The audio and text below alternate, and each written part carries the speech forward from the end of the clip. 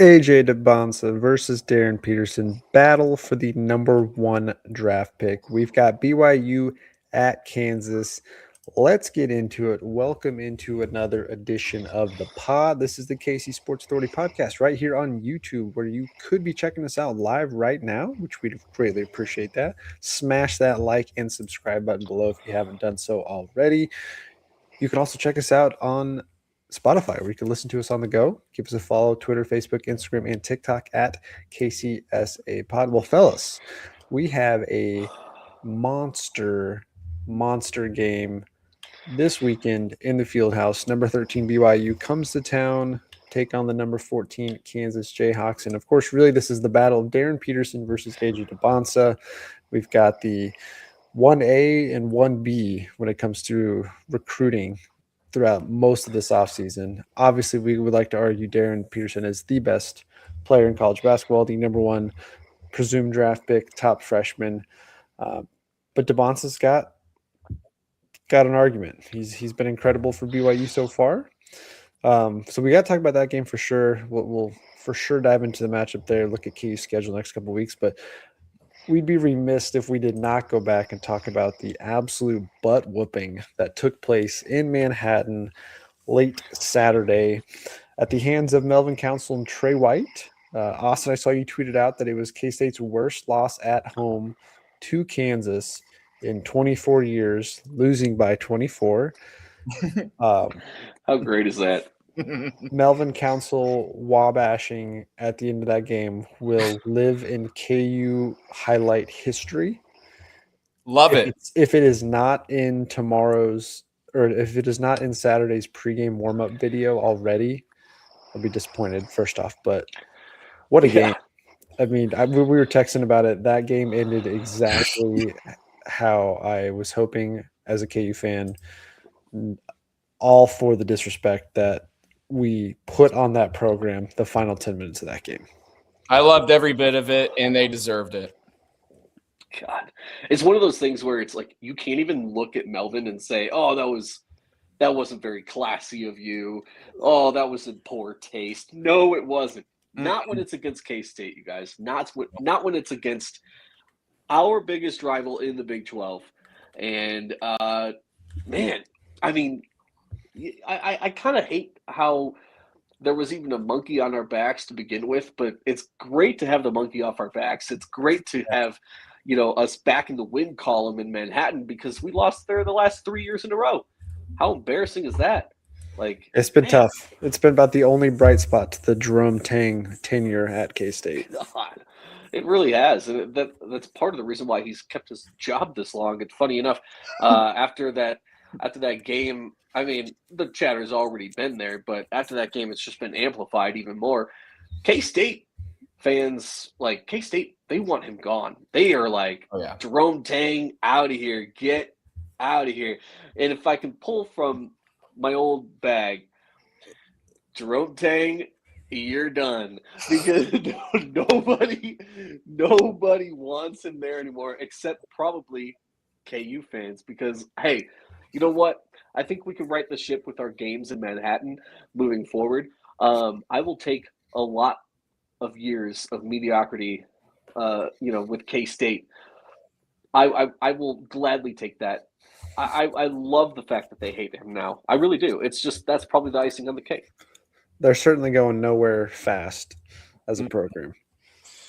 Yeah, I think at first we made that game a lot harder on ourselves than it really needed to, and it was awfully too close. And then you have this guy who is averaging 3 points a game, comes in and knocks in 4 3-pointers like in a row. Like, that's ridiculous. And then we tightened it up halfway in the second half, and somehow we just went on this, monster run to end the game. And And like I said, I was very happy that they ran the scoreboard on them, and they deserved it. Like JB said, the last 3 years have been pretty embarrassing. And, given, what's gone on in the rivalry all around, I mean, football, that game back in October, I feel like we got served a little bit of retribution. It was nice. I was going to ask you guys, what was the best part of that win? Was it Melvin wabashing? Was it Trey White dunking it? Was it Melvin stealing the ball when he didn't need to? Was it the belt? My favorite part was Flory, friggin' throwing it down. Like I don't even know how many dunks he had. I swear he had like 5. But I mean, the ones towards the end were, I loved it. That guy was 7'2", and he's dunking on him, and they're getting locked up, like, locking each other around the neck. That dunk, like, it's hard for me. The older I get, it's harder for me to, like, watch a dunk in real time and be like, oh my God, like, that was the best dunk I've ever seen. It's way easier to have those kinds of emotions when you're still a fan or rather still a student, and or maybe you're just recently graduated and you're still like this super fan. We think of the best dunks in KU's history, and I think about Wayne Selden. I think about Jamari Traylor and his dunk at Texas. Oh my gosh, like those dunks will forever live in my memory. And I'm genuinely curious if we think that Flory's dunk in that game is going to be on that same level. I don't know. Like I said, the older I get, I feel like I'm more out of tune just with like the appeal of a dunk or the lasting instant classic feeling of a dunk. What do we think? Was that all-timers? I don't think you see that many aggressive over-the-top dunks in college basketball because you just don't see it as often. So when you get one, it's fantastic. Yeah, Flory throwing that down was huge. He was a monster. I mean, just going through the box score, Flory 21 points on 10 of 13 from the floor, 10 rebounds, 3 blocks. Bryson Tiller 16 points, 6 of 8 shooting, 4 for 4 from the free throw line, 7 rebounds. Melvin Council, of course, 17 points, 7 rebounds, 12 assists. Dang near had a triple-double. Trey White continues to do his thing, 13 points. It was probably one of his least efficient games of the year, but he still goes 6 for 6 from the free throw line. And El Marco probably had his best, if not second best game in a Kansas uniform, going 5 for 7, 7 of 7 from the free throw line, 19 points. Doesn't get any assists, but he definitely took over a lot of that game. That was the quietest. I felt like it was actually the quietest 19 points I've ever seen from a Kansas player. I don't know. Maybe that's just me, but I was all for it. So everything about minus the first half where K-State actually was keeping in it because they were just launching threes, just chucking them up left and right, everything going in. Yeah. The rest of that game was a lot of fun. We held PJ Haggerty, I think, in check pretty well. For the most part, he still got his 20 plus, but it's because he gets free throws left and right. All around, love it. The post game interactions, the whatever you want to call it in the handshake line, Tang grabbing Melvin and kind of turning him, pushing him aside a little just bit. all for the disrespect, because this week Jerome Tang has just continued to get worse and blamed college basketball for his own failures as a coach. You gotta love, dude. Shot Man 11 play GTA 4 GTA. I am not a GTA guy. I play a lot of 2K and it's football right now. Broke out Call of Duty actually last week because I was just kind of feeling it, but I was never a GTA guy. Either of you? No, not really. I never got into GTA because I was an Xbox guy, and for the longest time it was PlayStation exclusive. Same. Still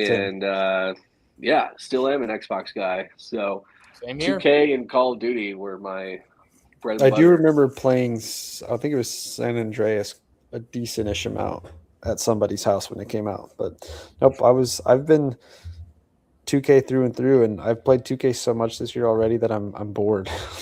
I don't know what else to do on 2K until Giannis gets traded. Oh my God. Which that'll be crazy. Gotta break Spencer out of hibernation for an NBA trade deadline. He's going to join the Lakers, you guys. He's joining the Lakers. I'm telling you. He'll go to LA. He might, but Yeah. that's not happening. I wouldn't want. If I was Giannis, I wouldn't want to go play there. It wouldn't make sense. No. I'd go to Miami or New It's York. not the best organization. Not the best, but what is the best organization is this Kansas Jayhawk men's basketball program, who It's true. top of the Big 12 right now. Obviously, Arizona they just continue to beat anybody and everybody. Coming off of a win against BYU the other night, Yep. and they look incredible. But KU's really right there. They have locked in defensively the last couple of games. Offense has been picking up and still doing some of it without Darryn Peterson. But we've actually had a couple of games in a row with DP on the court, so we've kind of seen some of the chemistry build, and it's all coming to a massive, point this weekend. BYU, one of top freshmen in the country, AJ Dybantsa, coming in. The last time these two guys faced off, 58 points for Darryn Peterson, 49 for Dybantsa. They've matched up a couple times and have had electric games.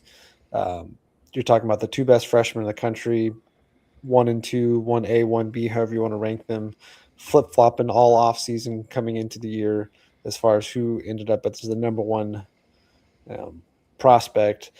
Two guys fighting for the number one pick in the upcoming NBA draft.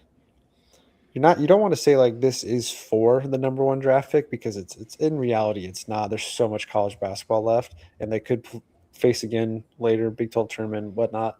But this definitely feels like all eyes are on.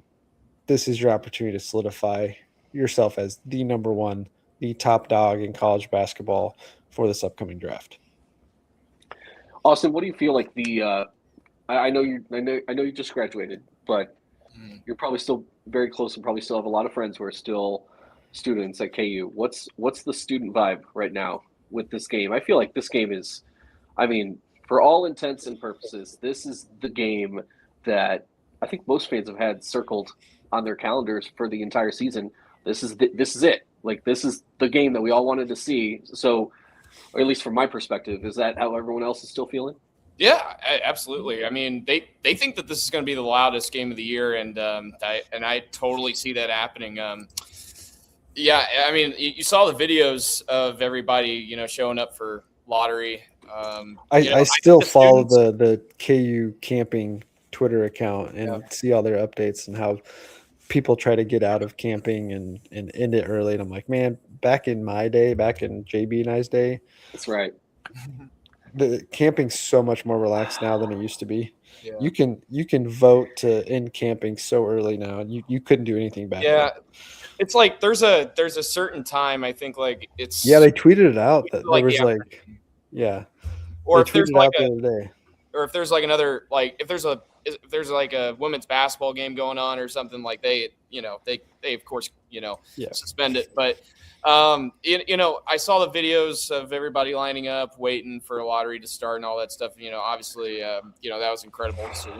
I think the students, for games like this, here's my piece of advice. If you're going to show up to Allen Fieldhouse, for lottery, for a game like BYU, I would highly suggest getting to Allen Fieldhouse no later than 5:30 in the morning. Get there 30 minutes early. It's the concourse area when you walk in is going to be super congested, right? It's always going to be like that when you walk in there. So you want to get through that as soon as you can, and of course get your group signed in. At least have one person from your group get there at 5:30, so that way you're not waiting in line, waiting to sign in and all that stuff. So that way you're not frantically trying to get there before 6 o'clock. And I did hear that they let people in after 6, and you guys know what the rule is. Like, if you're not in the building, by 5:59.59 seconds, then you can't go in there and participate in lottery. You have to wait till it's over and, put your name up, behind everybody else. So Adam, this is true fandom right there. Failing your class for a game. That's fandom right there. That's awesome. Sorry, I do say. I mean, I will say this: there are parts of camping I definitely don't miss. Like, I am not a morning person, so I absolutely hated lottery every time right after, especially when it was a Monday night, 8 o'clock game, goes into overtime. You don't get out of there till 11:30, and then you have to be back at the field house at 5:30. That sucked, but there have been some media outlets that like third party independent media outlets that have have been posting the video of everyone getting into Allen Fieldhouse for lottery, and they're like, "Oh my God, Kansas fans are crazy! They're camping out for the game on Saturday, and For it's every game. Tuesday." And like, people don't understand how the camping system works. You start the day after the previous game, right? You go to Allen Fieldhouse as a group, as an entire camping group. First thing in the morning, you get your group number, and you pull literally numbers out of a hat, and you get your group number, and but then everything from then on is just someone has to be in Allen Fieldhouse during daylight hours for random roll calls, and you say, yes, we're still here, and your entire camping group does it, and it's great, and it's efficient, and it's not as crazy as it sounds, but how rewarding is it when you can be the number one? Never got there. Never got I that was close. once. The Bucks group was. Me and Keegan were in the same fraternity, for anyone that doesn't know, and we were part of. There was one year where we were the number one group, the first camping group in, but I think it was before Keegan's time. Yeah, it was before my time, because I think the closest I ever got was like 6 or 7. It was probably over winter break. Of course, it had to be 6 or 7. Oh, I didn't even realize. I don't know. Come on, Keegan. I don't know if you guys remember 5 or 6. 5 or 6. JB was talking about, third-party news outlets posting videos and everybody freaking out like, oh, my God, they're already camping out. They're not going to class, all that shit. Do you guys remember? I don't know if you remember this, but when we played UConn during the 2023 season, I posted a video of everybody, getting ready for lottery. I don't know if y'all remember that. It sounds vaguely familiar. Yeah, so it got big, and I had Bleacher Report, ESPN, all these different outlets DMing me, asking me if they can, use my video to share on their platforms. I was like, sure, why not? Just as long as you give me credit, I don't really care. But I was dealing with the same thing. I had messages from all different kinds of people like, oh, do you guys just sit it out in Fieldhouse all day long and not go to class? You don't go home and take a shower? You don't do your homework? Like, no. And I just had to reinforce. Sometimes coach brought you pizza. And over again. It's just like, I get it. It's confusing for the people on the outside. I totally understand that. But like, there's rules, and people still go to class, okay? And we take showers, and we go and we sleep in our own freaking apartment. I will say I regret the several times. I think the one year I camped the most, I was so bad at being like prepared in between. Never took a chair. Fully regret that every single time. I just backpack and sat on the floor, waited for my legs to go numb from being uncomfortable. Try and get comfy, because I was never there long. Like I don't think I ever had a camp longer than maybe 2 hours at a time most of that year. But definitely regret not taking a fold up chair with me, or like some of these people, man, there were kids, plugging in TVs and Xboxes, and you're just hanging out all day. Camping's wild. I never was lucky enough to be there when somebody was bringing food by. Like coach would bring in pizza sometime or send the players out there with food. Never was around for that, but I do miss roll calls and just sitting there trying to get through an entire roll call, laughing hysterically at the different names and things. So I guess I'll pose this to you guys: if you were camping this year, what would be your camping group? No, or what would be your group like? First off, philosophy. Oh no! Would you use the same camping group name every game, or would you switch it up based on the game? It was always the same name every game. Yeah. It was always the same name every game. But man, I'm glad I wasn't a student when like Grady Dick and Hunter Dickinson. Big Dick Energy. Yeah, like I mean, everyone's like, oh yeah, Big Dick Energy. Like there was 100% a camping group with that name. I mean, who even? I mean, I don't know. I've begun to think about what kind of combinations we could have. Well, now, like right now, I would have to go with something towards Melvin Council or a dog, like the Dog Pound. Yeah, I like that. Which is lame because it's super easy, but something with Melvin.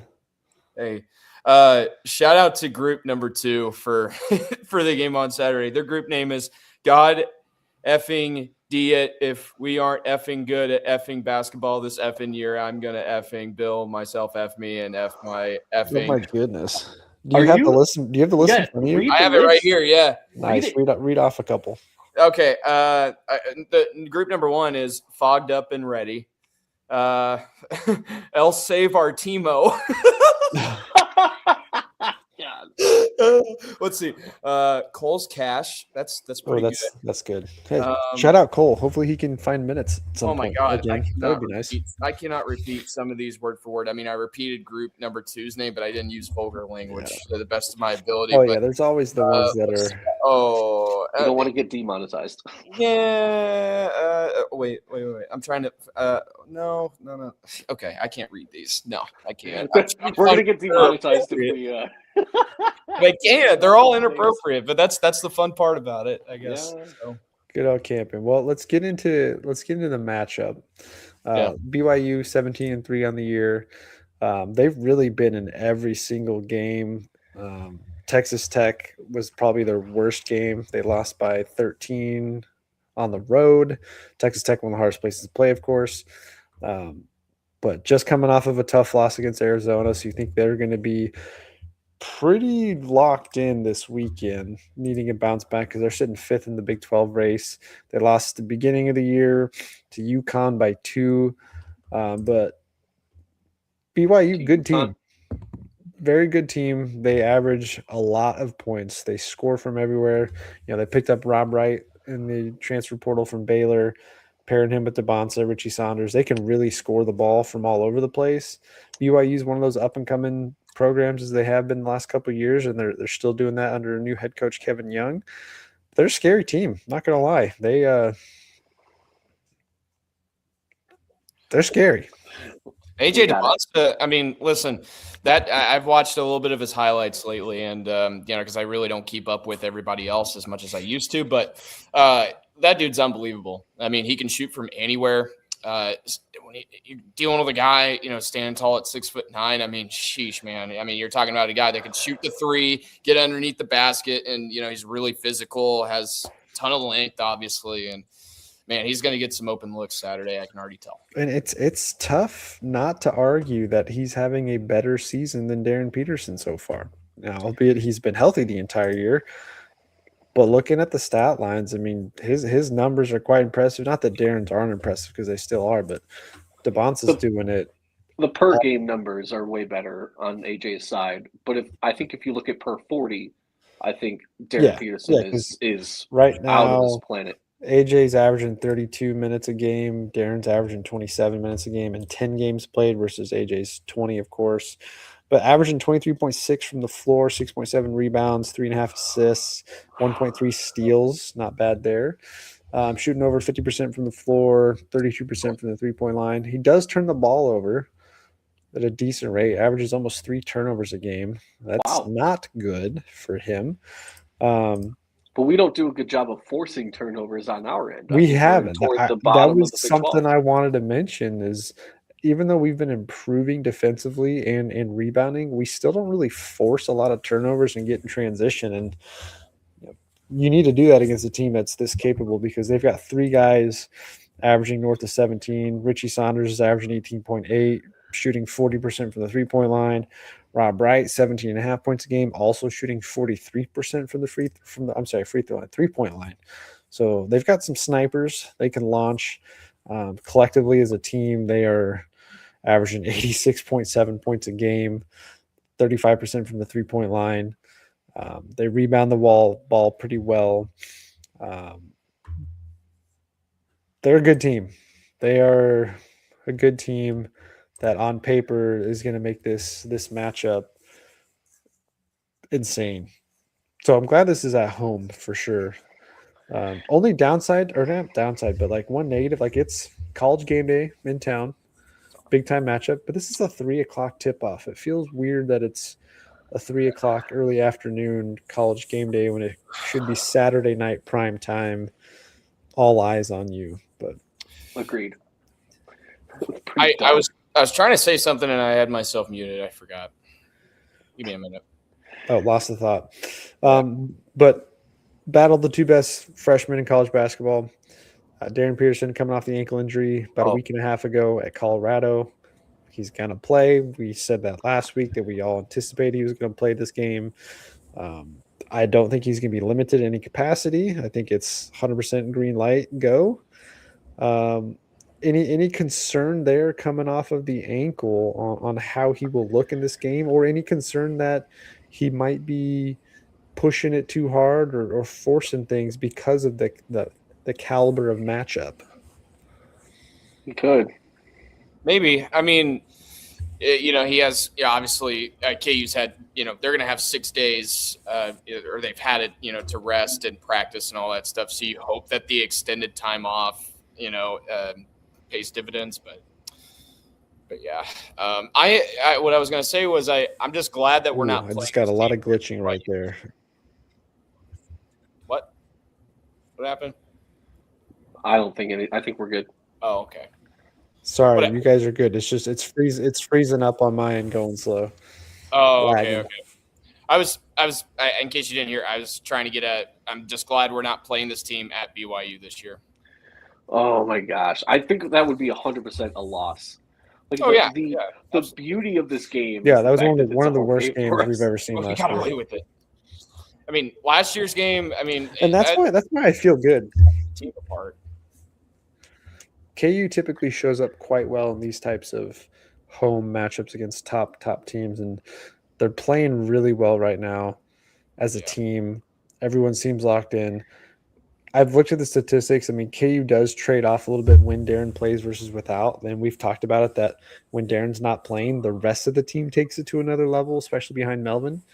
But I'm looking forward to this. Like again, I think JB and I had talked about it on another podcast this week. Shout out Gerald for having us on all the time.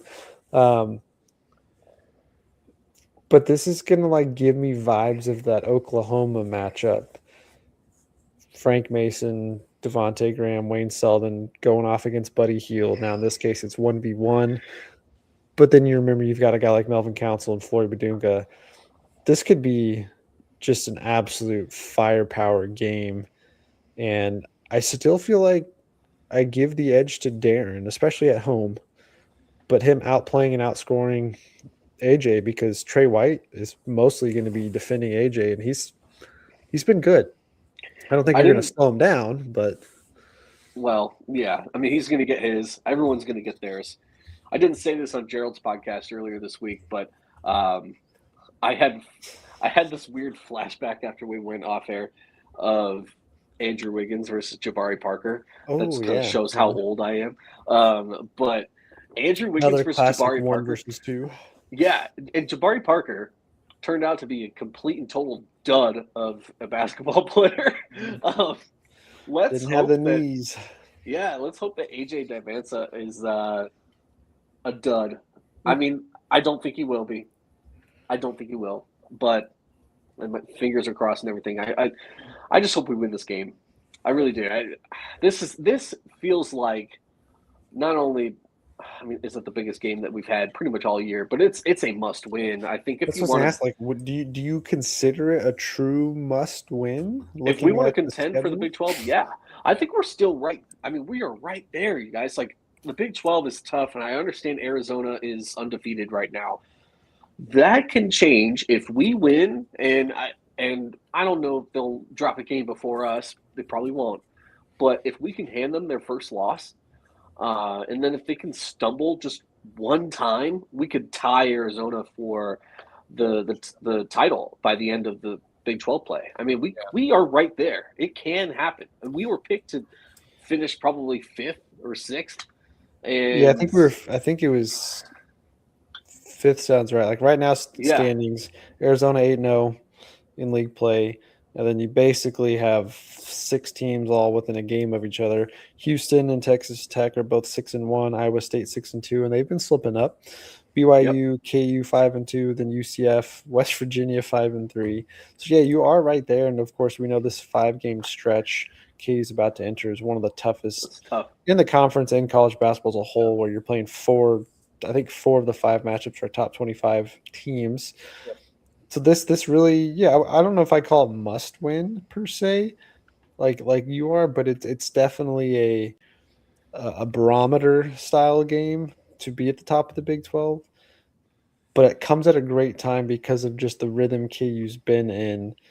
And like this is the best time for this 5-game stretch where it feels like KU's starting to get over the hump of learning to play with Darryn first off, but then starting to lock in on the things that they've been trying to get better at defensively, rebounding, shot selection, that kind of stuff. And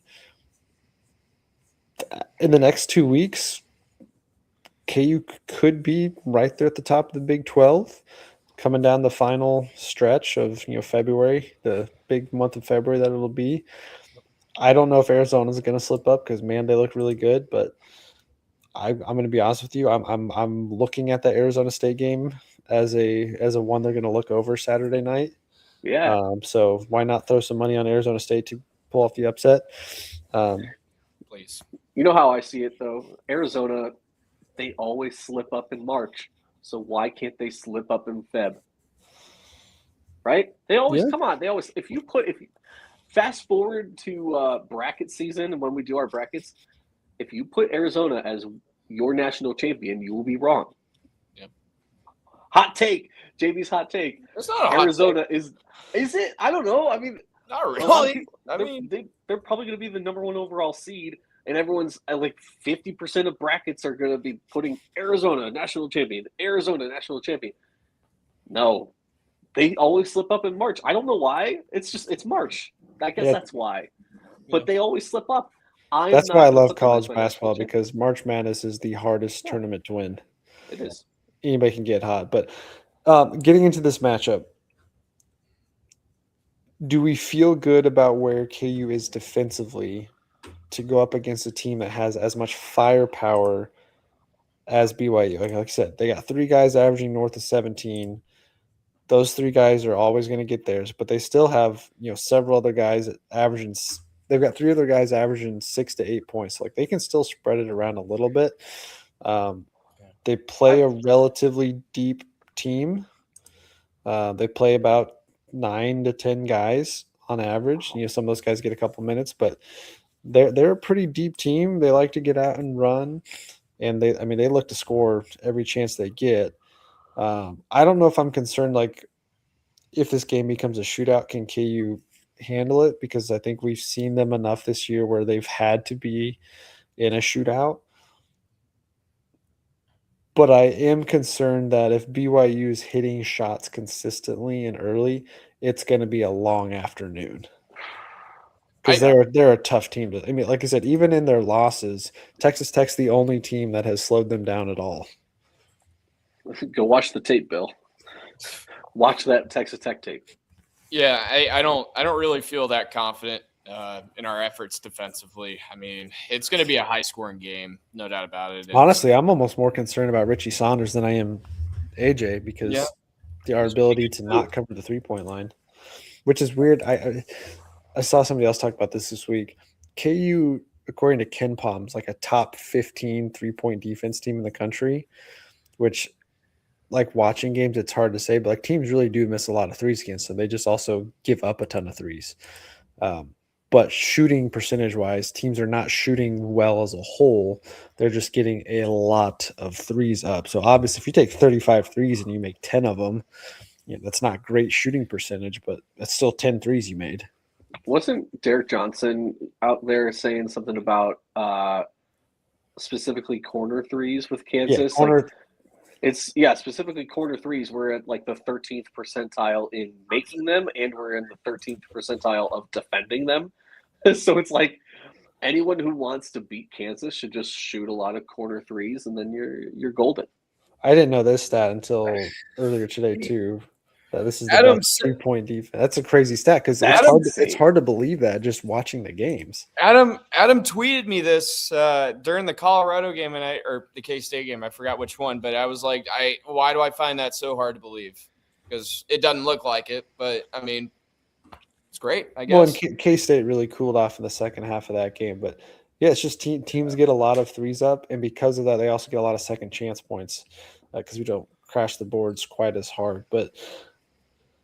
hitting threes in Allen Fieldhouse is a whole different story too, with the way this place is going to be juiced up. I really do like how we look defensively.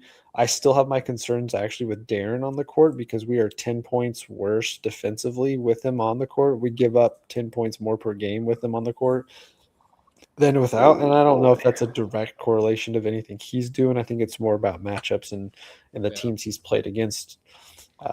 But this team has done a better job figuring out how to lock in defensively without him. I don't know what the matchups are going to look like because Dybantsa is going to play a lot of the 4, and I really do not want to see Bryson Tiller spend much time on him. No, because that could be scary. And not that Bryson's a bad defender; he's a freshman who's still learning that part of it, and he is athletic, but he's not a good matchup for Dybantsa. And now the nice thing though is BYU's not really all that big. They've got guys. They've got a lot of 6'8", 6'9" guys, but they're not like huge, overpowering physical presence in the paint. It's just it's a lot of AJ at the 3 and the 4. Could be a big Flory game. Could be. Which, I mean, we got to talk about Flory. I think we've said this several times throughout this year, and I'll say it again. As much as this team's ceiling has to do with Darryn Peterson, this team is night and day different when Flory is humming along. Like, Flory's having one of the best statistical seasons a Jayhawk has had in a long time at the 5 spot, consistently wise. You know, he's going to rival Doak for shooting percentage by the end of the year. But like when Flory's on, man, he looks really good. This team's really hard to beat. And the several games we've lost or the games we haven't looked good in, it's usually been because Flory's only got 3 or 4 shots up and hasn't been able to find his presence. But the way Flory's playing right now, he looks hard to defend. He's eating up blocks in the middle, spacing the floor well, rim running, pick and roll game. That you feel really good. Like, I think if we were talking about this game 3 weeks ago, I think we'd have a lot more questions and concerns because this team did not look that good 3 weeks ago. Again, without Darryn Peterson for most of that, but you feel like you're catching BYU at the right time for yourselves. Yeah, best way to put it, catching us at the right time, and it's one of those. Excuse me. It's one of those games where, honestly, as far as prediction wise, I could see a lot of different scenarios here. I could see, like, if we lose, it's going to be a defensive battle on both ends, but toward the end, BYU just hits their shots and we don't. If we win, it's because it's a shootout and we get a friendly whistle or whatever you want to. Sorry, we get a friendly whistle, whatever you want to say, and I don't know, the magic in Allen Fieldhouse is flowing, and we win the game, and it's a decently high-scoring game. The third option is almost like, I don't know why. Maybe it's because you mentioned Buddy Hield earlier. What if this turns into like a triple OT thriller, just like KU Oklahoma 1 versus 2? Man, because that. Oh, I'm terrified of that. Now, if it becomes a triple OT thriller, I think we win that too. But man, I don't know where to start with predictions. I don't know if you wanted to cover anything before we talk about score predictions. I don't have a lot else other than maybe expectations for Darryn in this game. Like, this to me obviously feels like a game that you need him down the stretch in the second half. And everyone has talked about how, he could go off for 30 or 40 any given night. Yeah, but he never plays the second half long enough to get going offensively. So he could score 23 in the first half and then, doesn't play much in the second half. So, like, I still think there's that part that concerns you as a fan, that Darren's not 100% back to game shape, or that he can handle a full workload.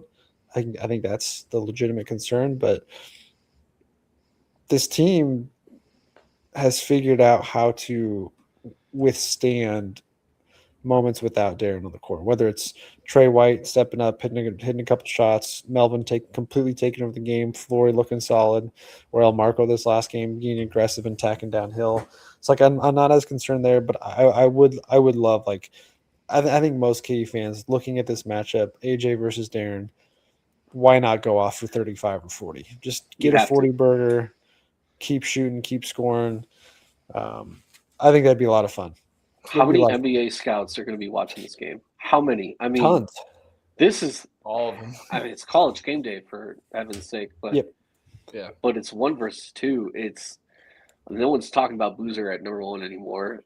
It's Darryn or it's AJ. That's what it is.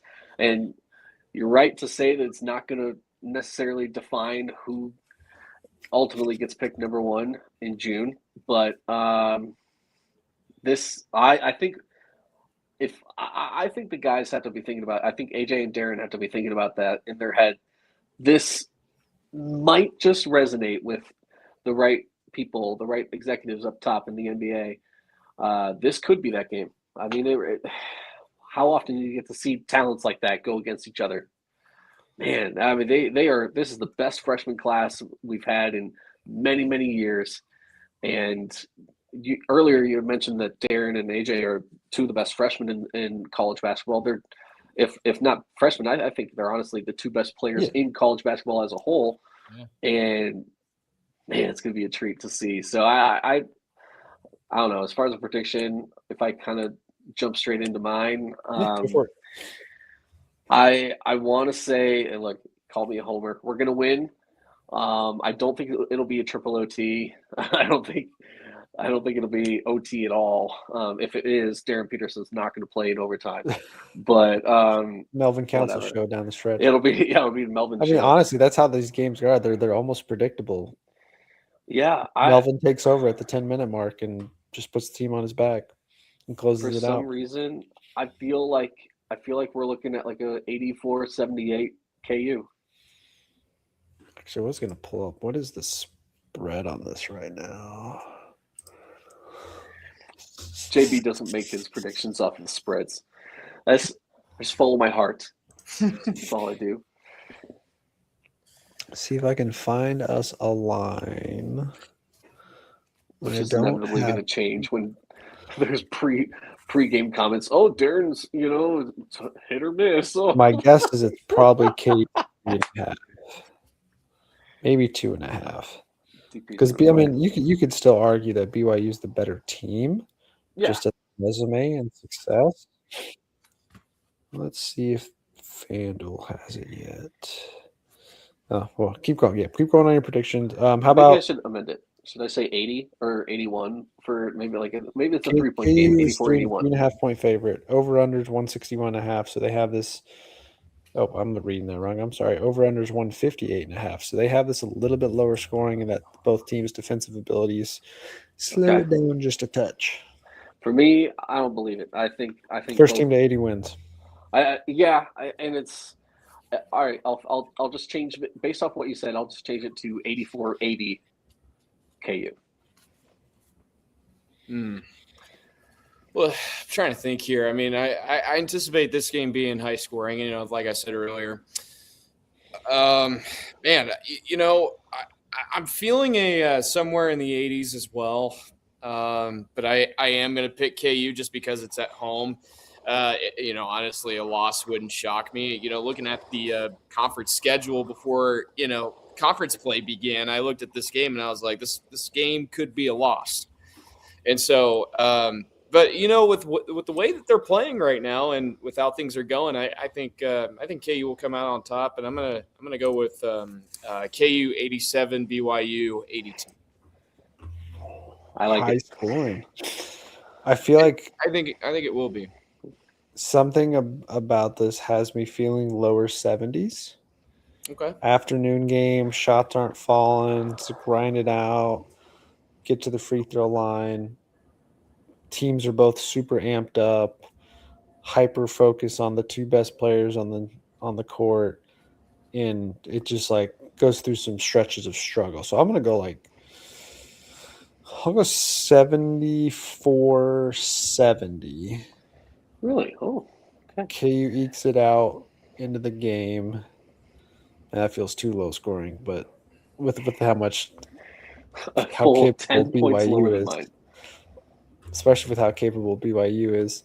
But I think KU's at a right spot defensively, and they're playing physical. So I like that.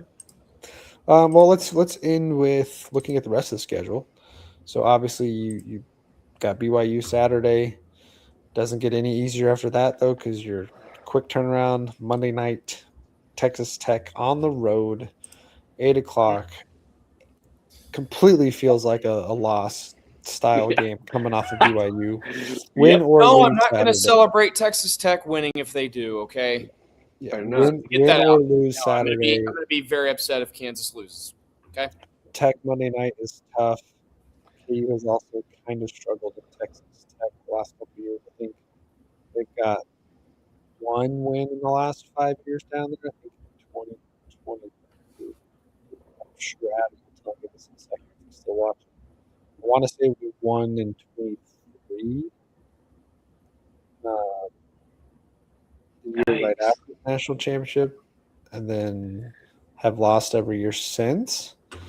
We Have beat not them. played. It was the year after we won the national championship. We won by 3. And I specifically remember what happened. I think we were up 73-72. Texas Tech had it, and they went for a layup. They missed it. And KJ Adams, I believe, got fouled, and then he made both free throws, and KU won by 3. And there was a whole thing at the very end, like, oh, the refs, sold it, they helped KU, all that crap. I don't know if you guys remember, but Yeah, that sounds familiar now. Because the only other game I can really think of is all the way back to, well, I think pretty sure Ochai had a game winner in Tech. And then Andrew Wiggins game winner. 2020, Ochai had the game winner. And I remember Wiggins hit like a half court shot to go into halftime. Yeah, against Tech on the road. So going back here because obviously Tech guy. Dewan leading the way with 17. Wild. Well, what a breath of fresh. I mean, I love Dewan Harris as a whole. What a breath of fresh air it is to have a guy like Melvin Council run the point. Yeah, just completely different styles. I'm going to throw this up here because Sully, we were talking about you. We actually mentioned you in Gerald's podcast 2 nights ago. We were like, man, where's Adam Sullivan when you need him? I thought I saw a stat. Correct me if I'm wrong, and I know you can. I thought I saw a stat that said that Kansas has never even hosted a number 1 team in Allen Fieldhouse. Maybe these stats are one and the same. I believe it that Kansas has never beaten a number 1 in Allen Fieldhouse. I would love for the chance to play the number 1 team in Allen Fieldhouse and win. And if we have hosted and lost in the past, that is one record I would love to break and put away because, man, that's going to be one heck of a game. But let me know if KU has ever even hosted. The Arizona one I can definitely remember in my mind now. Oh, Arizona. Okay. Because, that was before the tournament because then we go out and beat them in the tournament to follow. Really? Well, 5? Holy cow. Okay. Well, I have bad sources. That's why I've got to think like Texas has probably been the number 1 team in the country at least once coming out in Fieldhouse. But yeah, usually KU's the higher ranked team in that. Well, obviously. But yeah, Arizona, you get in a couple weeks. Would you rather play them undefeated at home as a number 1 team or have them slip up between now and then? Undefeated because, I mean, like, they think, negative on Texas. Wow. And then all right, now, Sully, you have to post the 5 times. You have to post the 5 teams that have been the number 1 team in the country. Honestly, I think we can get Arizona, we can get them off their feet, if they come in undefeated. But I don't know. That's just I'd rather play them undefeated too because it'll be a bigger win if it happens. It's a bigger win if it happens, and it's we expect this kind of loss if that happens. So in a way, it's kind of like a win-win no matter what if they come in undefeated. So I'll take it. KU's next 5, you got BYU this weekend, Texas Tech Monday on the road. Then you host Utah next Saturday. Terrible Utah team. Should be easy. Hopefully it's not one of those lookover games because you've got Arizona coming up. But Utah at home, and then, of course, big Monday, February 9th, Arizona at home, and then go that weekend to Iowa State. Oh, no. So big 5-game stretch here. 4-1 would be fantastic. I think 3-2 is good. I genuinely think we go 4-1, and the one loss is at Texas Tech. I feel it in my heart. That's what's going to happen. And which I don't is know, the maybe I should tougher tweet it road out. We'll see. matchup, Texas Tech or Iowa State? Which is tougher? 100% Tech. It's not even a question to me. We beat Iowa State already. I understand it was at home. We beat that team already. I mean, we've played them. We know all we have to do is I think watch our I'd say film. Tech too, just because of how we've looked recently. Oh yeah, yeah. We seem to match up well with TJ Otzelberger somehow. Yeah, I don't know what our problem's been at Texas Tech, but having been to that arena before, I mean, when that place is full, I mean, it is a pretty good environment. So if you go 4-1, then you've got at Oklahoma State, which you should dominate. I know we struggled there too at times, and then you've got Cincinnati at home. So you go 6-1 in that stretch. Adam. Zone drop another one next Monday, okay? That's not a typo, you guys. That's not a typo. Oh, yeah. That's something that started. It started like a year and a half ago, and I don't know. It just made its way around, and now everybody knows. It's Austin Teckert. Mm-hmm. Yeah. Hey, you've been pretty good about making sure your Texas Tech fandom second the last couple of years.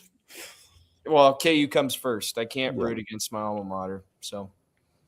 I do like Tech's program. Like, just objectively speaking, taking myself out as a Kansas fan, I love Tech's program, and I think Grant McCaslin's a fantastic head coach, and they've got a great system going there. And they're a tough team to play all the time. Texas Tech as a whole, I mean, football and basketball right now, they are just they're on a roll with building their programs up. It's the oil money, man, and I know a lot about it. Texas is a real thing. Hey, how do they say oil from back home? Is it oil? Just oil. They get the oil in there. The oil. I mean, maybe with an accent. All right, let me go pump some oil. Some oil. So anyway, as I was saying, you go 6-1 in that stretch, and then you've got Houston, Arizona State, Kansas State at the end of the year. You're talking 4 Big 12 losses. That's got to put you. I mean. Arizona's going to lose something. They're going to lose something. They have to. Well, shoot. I don't know if we beat them, but like I think you'll take that. I mean, honestly, I hate saying this, and I've said this the last couple of years, but it was brought up on another episode of somebody's podcast. Maybe it was on Sports Talk Radio earlier in the week. But since the 14-year streak was ended, like I've been able to get my mind to get around that it's not crucial to win the Big 12 title because the bigger picture is what comes after that. Yep. So going 13-5 in Big 12 play and not winning the Big 12, you would still feel really good with, considering how deep the Big 12 is, setting you up for a top 4 seed come March, and then of course a deep tournament run. But this is a nasty stretch the next 5 games. I do like our chances though. I feel a lot of confidence with how this team is built, with or without Darryn Peterson. Honestly, like they have literally shown they've gotten better the last couple of weeks. So feel pretty good with it. The one thing I do like about this 5-game stretch, so we have 4 days of rest and practice in between each Saturday and Monday stretch that we have, or I guess both of them. So I do like that. It's like, the way that the schedule was last year, it seemed like we were playing a game like every 2 days almost. So I think that was just how brutal the season was as a whole. It felt like it. Yeah. You're like, oh man, we have to watch this team lose again. That was ridiculous. I will say this though, this 4-game, winning streak that we're on right now, it's definitely changed my thoughts on this year's team. After the West Virginia game, we were kind of talking about it. We didn't think that this team was going to be, that great this year. after that. Because, and, looking at, our chances of winning the Big 12 regular season title, we're all thinking like, oh yeah, it's over. Not a shot. There's no way we come back from this. And I jumped the gun on that. I said, Kansas pretty much, they're not going to win the Big 12 regular season title because, losing to UCF and West Virginia is going to come back to haunt you. So, which is very well good. They've got a shot. I'll give it to them, and I might be wrong. So I hope I am. But at the same time, I mean, losing both of those games, either way, it's going to hold us back. And I think it's a lot harder to win the regular season title when you're playing, from behind the entire time. So we should be undefeated in the Big 12, you guys. We should be undefeated. That's crazy to think about. Yeah, I have a hot take. I mean, if Jamie Dixon was a better coach, I think we would have lost to TCU. Yeah, shots fired. I mean, it's just like he took out his best players at the wrong time towards the end of that game. Didn't utilize his timeouts. Damn. Yeah. Just a hot take. I'm glad we won that game. Don't get me wrong. I'm just saying we should have lost if Jamie Dixon only could coach better. So here's another crazy stat I've been starting to pay attention to. And obviously this could change with Darryn back consistently, but as Bryson Tiller continues to get better, KU has a legitimate chance at having all 5 starters averaging double figures. I don't know off the top of my head the last time that has happened. All 5 starting, if ever, all 5 starters have averaged double figures. I'm pretty confident either the 04-05 team with Simeon, Miles, Langford, or maybe the 03-04, probably the 01-02 team could have been with Gooden, Collison, Heinrich, Simeon, Miles. Very well could have been. But, I mean, that's impressive. 5 guys in double figures in your starting lineup. Because, again, that's just not very typical of a Bill Self team in general to have the ball spread out that much offensively. I know that some of these numbers are skewed with Darryn only playing half the season, but the starters look just really good. And, it does kind of suck that you're not getting that much off the bench right now points-wise, especially as the rotation shrinks. But if the starters are putting up 70 points a game between the 5 of them, you are more than capable of winning every game on your schedule. Dude, Bob's in the comments asking if we did this in 2020 or 2012. But that would have been on with the Robinson. I don't think Relaford would have been averaging 10. Who's the starting 2 guard? Why am I going blank? Would have been Elijah? I think it would have been Elijah. It would have been Elijah? Yeah. Elijah might have. I don't think that team would have had all 5. I don't think Travis Relaford ever averaged 10 plus. I don't think 08 did either because Sasha and Darnell switched off halfway through the year. I do remember. And I know that Russell Robinson was averaging 10. The 2011-2012 season was my first season as a fan of KU basketball, and we lost to Kentucky both in the Champions Classic and in the National Championship. Oh, here you go. 2017, 2018. All 5 starters. Devontae averaged 17.3, Svi 14.6, Malik 14.2, Udoka 13, LeGerald Vic 12.1.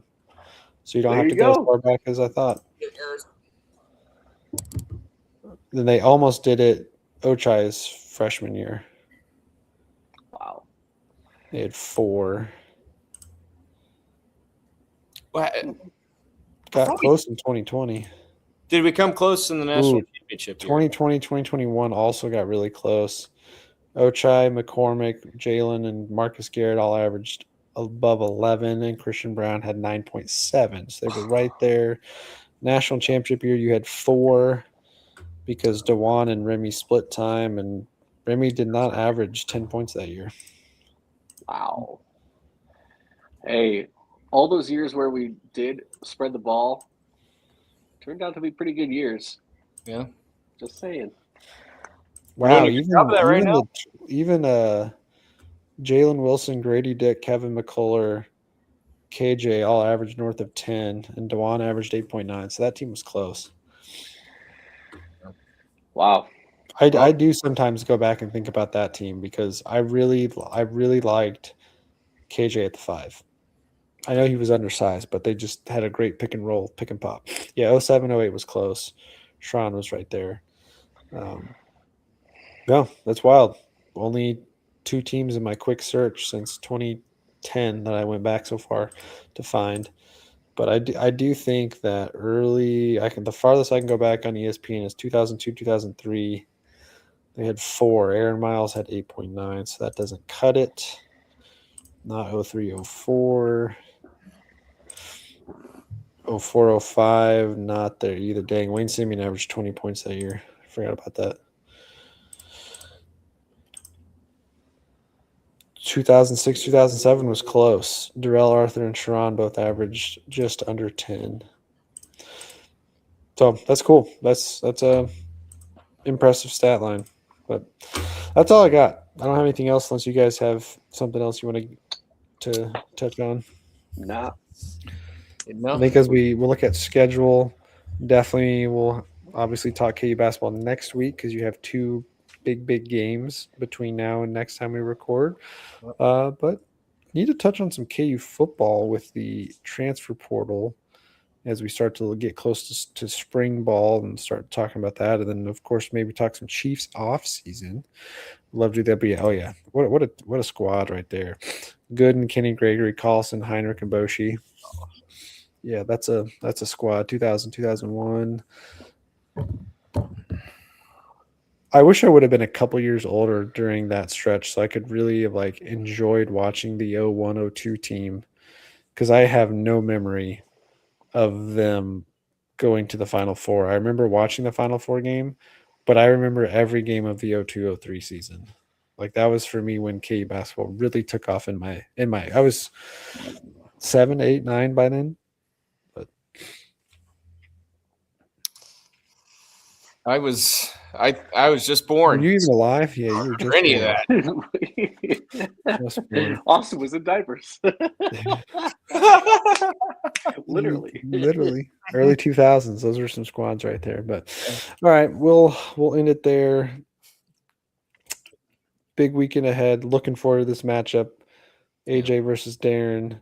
AJ versus DP to get into the acronyms there. 1A versus 1B. Fight for the number 1 draft pick to go to the worst team in the NBA next year. Oh. That's always one thing that cracks me up about draft talk is you're fighting to go number 1 to go to the worst team in the league. Usually. It's not always the case. I know Dallas, got the number 1 pick this last year and they weren't the worst team, but usually means you're going to a bad franchise, but that is what is potentially on the line this weekend, as well as jockeying for a position in the Big 12. So looking forward to that. Between now and then, have fun watching KU the next couple games. It's going to be a good time, and we will check in with you guys on the flip side of this 2-game stretch. Rock chalk. Rock chalk.